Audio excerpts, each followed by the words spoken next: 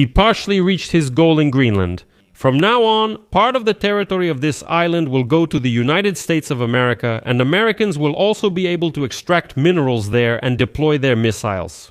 As stated in Davos, the framework agreement that convinced President Donald Trump to ease tensions around Greenland allows NATO's security in the Arctic to be strengthened, to counter a potential threat from the Russian Federation or China. It provides for the deployment of United States missiles on the island, grants Americans the right to extract minerals to contain Chinese interests, and also increases the alliance's presence on the island. On the other hand, it is reported that the United States may gain sovereignty over certain areas of the island where they can establish military bases. This does not mean that the United States will incorporate these territories into the United States, but they will be considered American overseas territories. In Denmark, they say sovereignty isn't negotiable. And on the fourth hand, Mark Rutte, NATO's Secretary General, says Trump accepted his proposal and only details remain.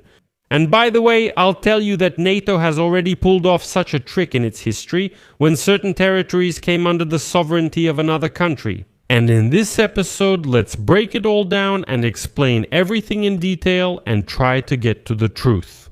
So what was in that deal about Greenland that helped ease the situation a bit? So, United States President Donald Trump announced the existence of a plan for a future agreement regarding Greenland, which he is satisfied with. That's why he even cancelled his own tariffs, which were supposed to be introduced starting February 1st. This announcement came unexpectedly after several days of escalation last year. And this is intended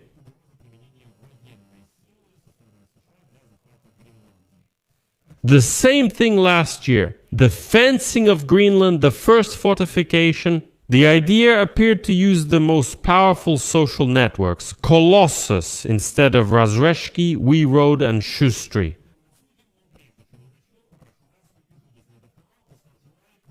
Leave your comment under this episode and be sure to subscribe to my Telegram channel Pitchy News. The link is in the description of this video. There we publish breaking news as it comes in.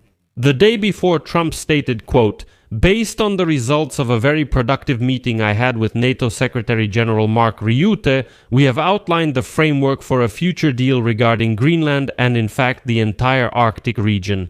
This agreement, if it is finalized, will be an excellent deal for the United States of America and for all NATO countries." But suddenly Mark Rutte himself stated that he had not discussed the key issue of Danish sovereignty over Greenland. And in Denmark, they stated that any agreement can only be concluded through direct negotiations between Greenland, Denmark, and the United States. But, as Danish Prime Minister Mette Frederiksen stated, quote, "We can discuss issues of security, investment, and the economy, but we cannot negotiate our sovereignty."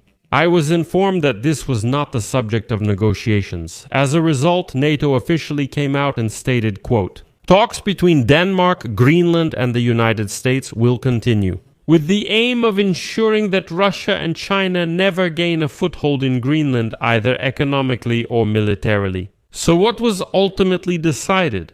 And this is where the main disagreement begins. The statement by Denmark and Greenland that the island's sovereignty is not up for discussion seems to contradict reports that, among the unofficial talks, there is an idea, for example, that goes like this. Denmark cedes sovereignty over small areas of Greenland where the United States will build its military bases. The New York Times reported this, citing anonymous officials. So, Greenland will be, what's this scheme? Interesting. As the New York Times writes, Trump was offered a compromise in the form of transferring small plots of land in Greenland to the United States for American military bases, based on the principle of British military bases in Cyprus.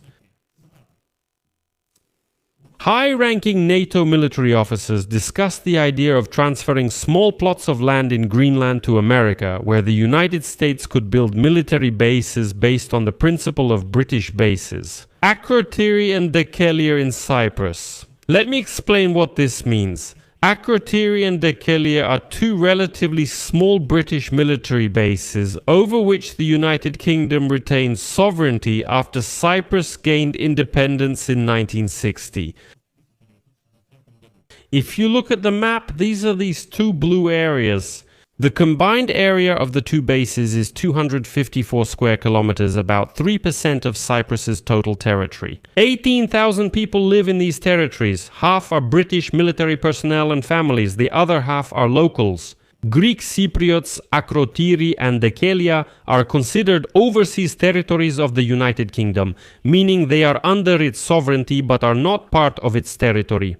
The NATO Secretary General is said to own the idea. Why are we monitoring Cyprus just for a salary? Excuse my language, but this is an example of how you can sort of give a certain territory to the Americans to manage, but at the same time keep the overall sovereignty of Greenland.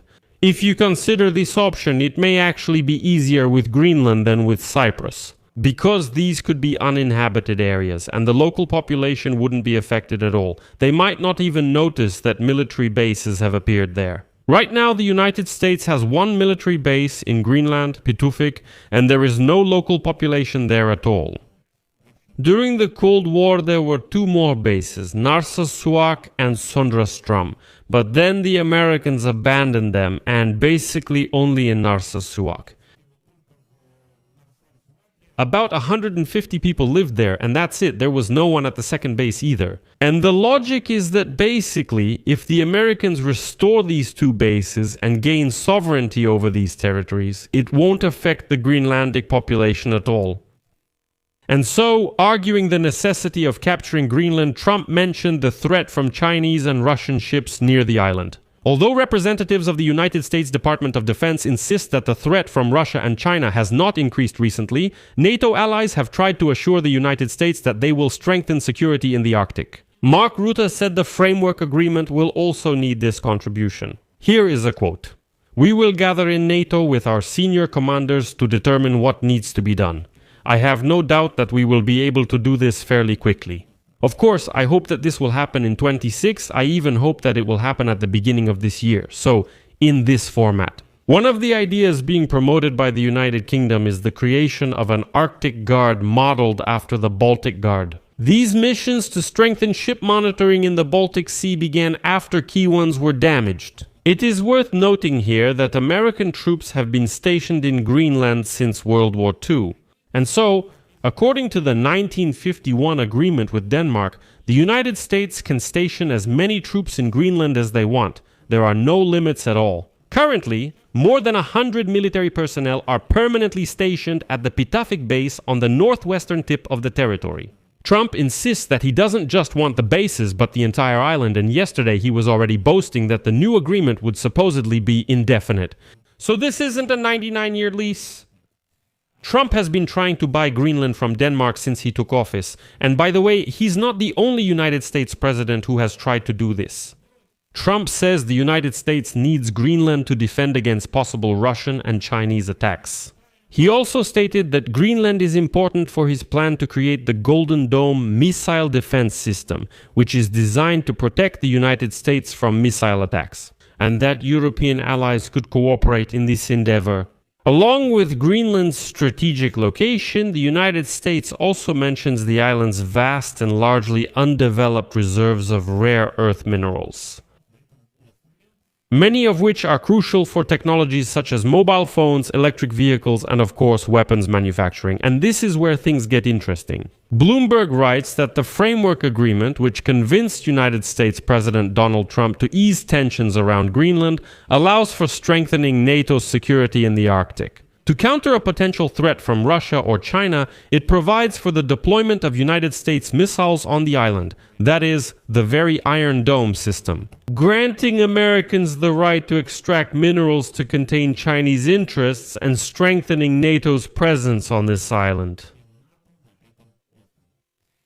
But here's the nuance. All these proposals have already been on the negotiating table before. Some of them were similar to what was discussed last week in Washington, when the Danish delegation met with United States Vice President J.D. Vance and Secretary of State Mark Rubio. But that didn't satisfy Trump at the time, so there might be something else in the deal that hasn't been made public yet. But at least these are the insights that are emerging.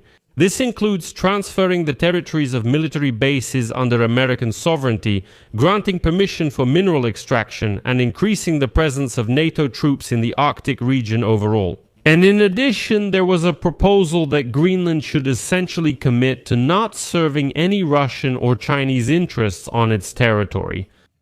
I'll leave it at that. Share your opinions and conclusions in the comments below this episode, subscribe to the channel, hit the bell, and don't forget to like it, friends. If you want to support the work of this YouTube channel, you can do so with any donation or a paid sponsorship subscription using the links and details in the description of this video. Or use the QR code on your screens. I appreciate any support. That's all for now. Take care. Goodbye.